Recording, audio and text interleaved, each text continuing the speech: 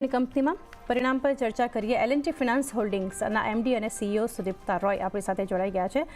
Roy sir, स्वागत है आपका शो पर. फर्स्ट ऑफ ऑल कॉन्ग्रेचुलेशंस, क्योंकि आज से आप कंपनी के साथ बतौर एमडी और सीईओ जुड़ रहे हैं. ओवरऑल कैसे आप सीजन्स ग्रीटिंग. सबसे पहले लक्ष्य 2026 की अगर बात करें तो गोल अचीव किया है कंपनी ने ahead of time. Growth strategy आगे क्या आप रखेंगे? Thank you. और आपके सारे दर्शकों को मैं नया साल का शुभकामनाएं देना चाहता हूँ। आप अगर देखेंगे कि हमारा रिजल्ट्स काफी अच्छा हुआ है। 640 करोड़ की हमने प्रॉफिट डिक्लेयर किया है, जो 41% ईयर ऑन ईयर ग्रोथ है। और अगर आप देखेंगे तो अगर ऑन हमारे जो लक्ष्य स्ट्रेटेजी है, उसमें सारे गोल्स को हम अचीव कर चुके हैं। जैसे हम पहले लक्ष्य गोल में हम बोले थे कि 80% हम यूटिलाइजेशन करेंगे, हम करेंटली अभी 91% पे है। रिटेल बुक ग्रोथ हमने बोले थे 25% होगा, उसके जगह में हम 31% year on year growth rate पे है। और रिटेल एसेट क्वालिटी सारे GS3 और NS3 जिसमें हम बोले थे कि 3% और 1% होंगे, उसमें हम अभी एज ऑफ नाउ 2.95% और 0.64% है। तो सारे जो लक्ष्य स्ट्रेटेजी है हम अचीव कर चुके हैं, लेकिन स्ट्रेटेजी के तौर पे हम लक्ष्य स्ट्रेटेजी पे हम स्टेडफास्ट रहेंगे, क्योंकि ये हमारा FY26 तक स्ट्रेटेजी है।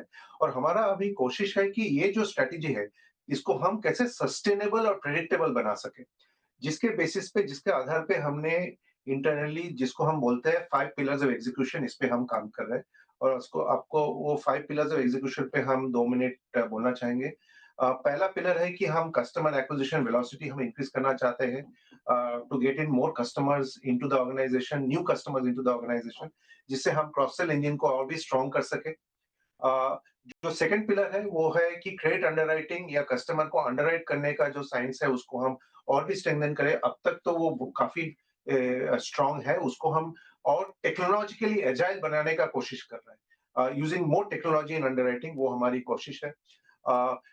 थर्ड पिलर जो है implementing a futuristic digital architecture, जो हमारा टेक्नोलॉजी प्लेटफॉर्म है, उसको हम और स्ट्रेंथन करने का कोशिश कर रहे हैं, both in terms of underwriting, in terms of analytics, as well as core systems and core platforms, जिसमें सिक्योरिटी सब कुछ शामिल है।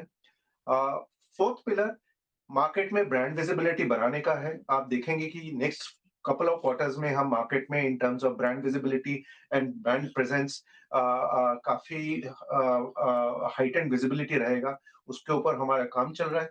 और last but not the least, ये जो 4 पिलर है, इसको एग्जीक्यूट करने के लिए हमको लोगों की जरूरत होता है। तो talent, improving the talent pool, अच्छे लोगों को लाना, specially in the area of credit and risk, technology and engineering और machine learning and data analytics, इसके ऊपर हमारा बहुत फोकस है। तो इसमें हम नए लोगों को हायर करने का कोशिश कर रहे हैं। तो ये जो 5 पिलर ऑफ एग्जीक्यूशन जो मैंने जिसके बारे में मैंने बताया, ये 5 पिलर ऑफ एग्जीक्यूशन है लक्ष्य स्ट्रेटेजी को सस्टेनेबल और प्रेडिक्टेबल बनाने के लिए। तो ये हमारा अभी इसके ऊपर काम चल रहा है।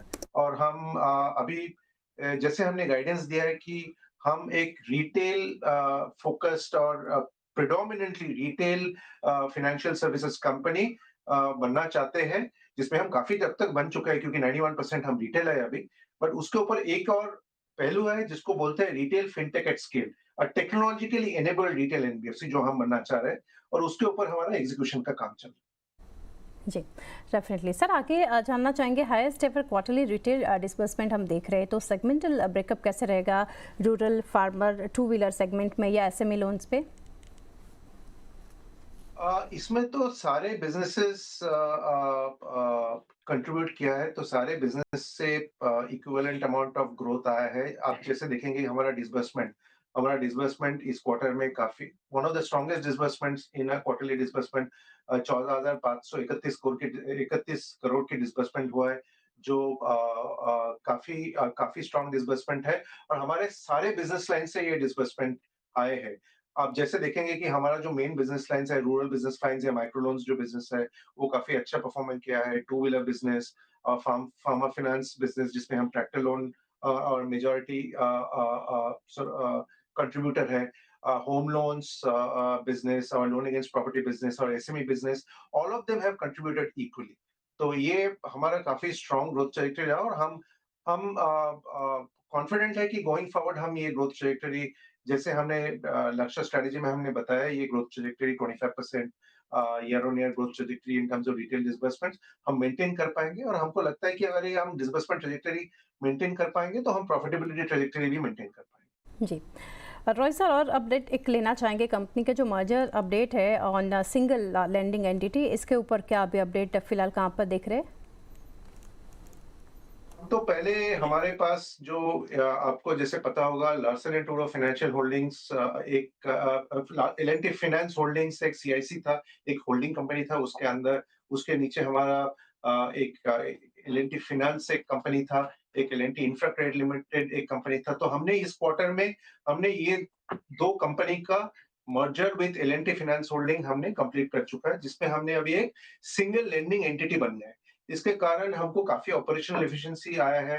इसके कारण हमारा लिक्विडिटी मैनेजमेंट में काफ़ी सिम्प्लीफाई हो गया और ओवरऑल कॉर्पोरेट गवर्नेंस मैनेजमेंट भी काफ़ी सिम्प्लीफाई हो गया। तो गोइंग फॉरवर्ड ये single lending entity will add synergies to our lines of business और हमको लगता है कि जैसे हमको लगता है कि हमारा ऑर्गेनाइजेशन के लिए गो फॉरवर्ड के लिए बहुत अच्छा एक डेवलपमेंट है। जी सर, और एक पॉजिटिव जो यहाँ से नंबर देख रहे हैं एसेट क्वालिटी के फ्रंट पर, ग्रॉस एनपीए नेट एनपीए जो है काफ़ी कम होते देख रहे हैं, तो यहाँ पे कैसे आगे मेंटेन रखेंगे?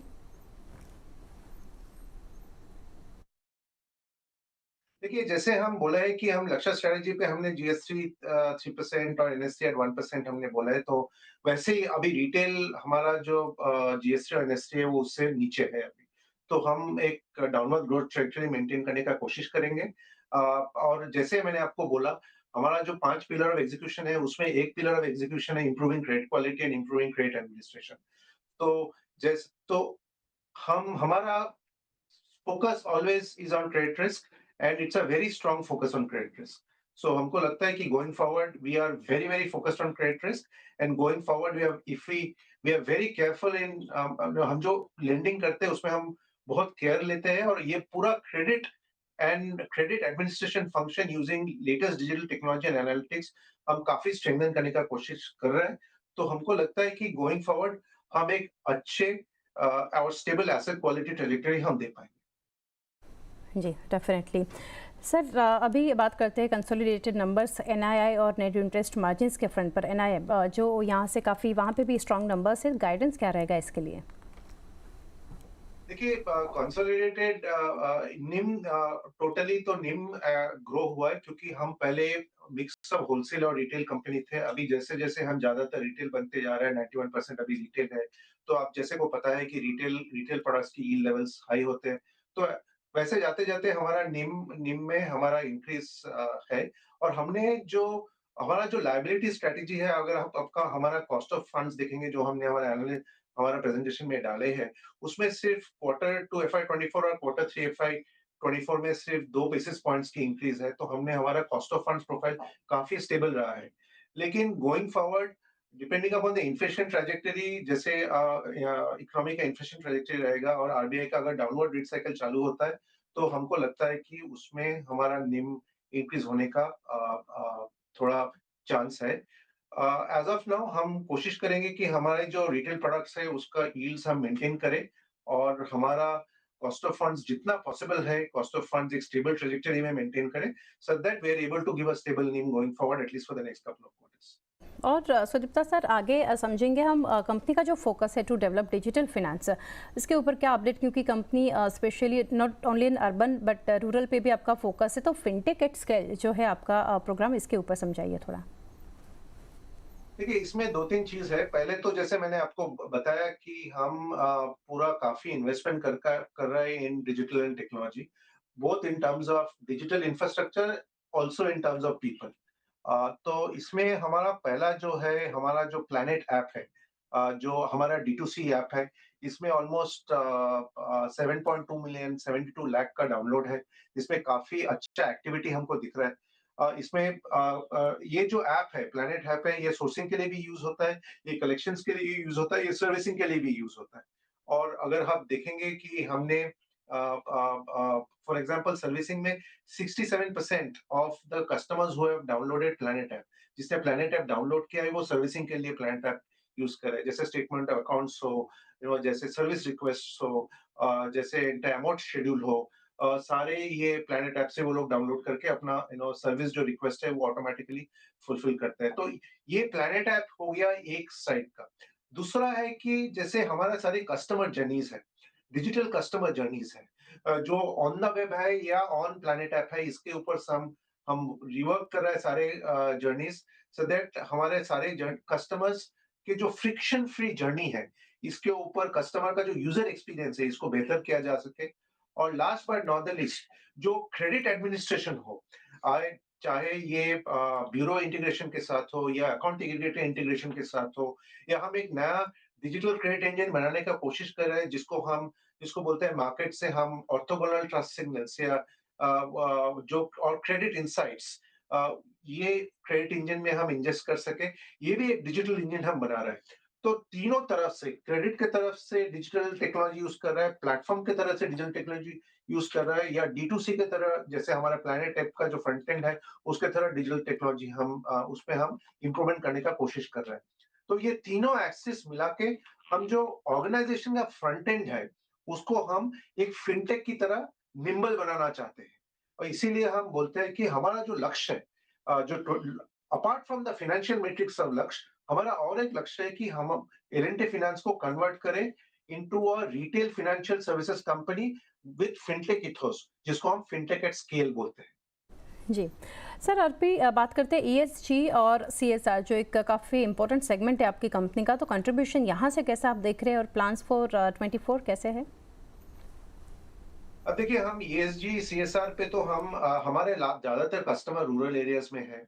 तो हम कस्टमर का जो CSR हमारा जो एक्टिविटी है, जैसे हमारा डिजिटल सखी प्रोग्राम है, इसमें हम कस्टमर को डिजिटल टेक्नोलॉजी के साथ कैसे वो अपना डेली लाइफ में डिजिटल टेक्नोलॉजी हेल्प कर सकते हैं, वो ये सब कस्टमर ज्यादातर हम विलेज वुमेन के साथ ये वर्कशॉप्स करते हैं, डिजिटल सखी प्रोग्राम।